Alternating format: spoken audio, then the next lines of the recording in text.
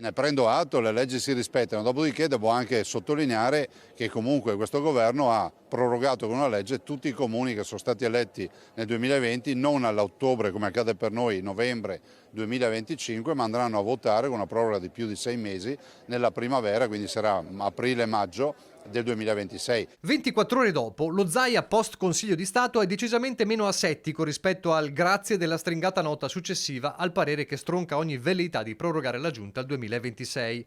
Rispettiamo la legge, dice il governatore, ma è chiaro che il colpo incassato fa male se lo stesso Zaia sembra voler accusare il governo di 2 pesi e 2 misure tra il via libera alla proroga del rinnovo delle amministrazioni comunali e il no alla regione.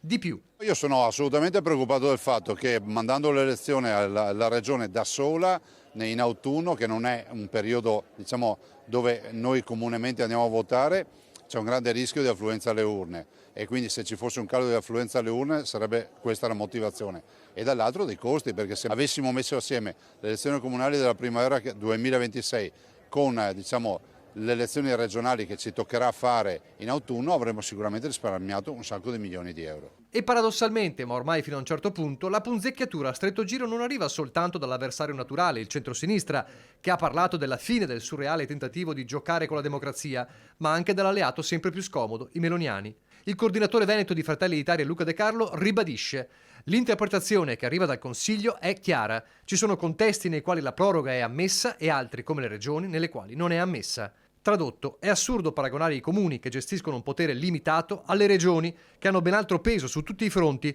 e per le quali la legge vuole evitare concentrazioni di potere per troppo tempo. Frizioni che non si esauriscono perché, ora che almeno una finestra temporale c'è, il nodo candidato diventa sempre più stringente.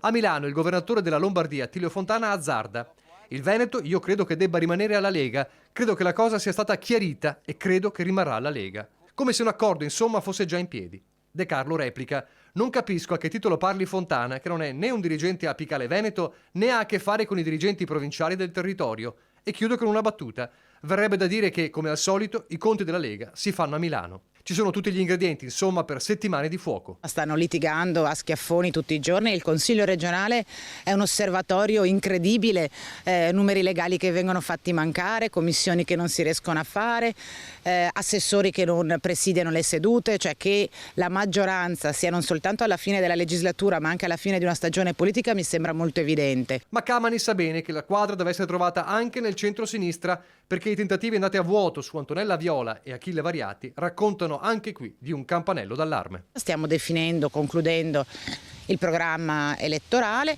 abbiamo consultato i nostri iscritti, simpatizzanti e elettori nella giornata delle primarie delle idee e dunque ci manca solo scegliere la candidata o il candidato e siamo prontissimi per la competizione elettorale.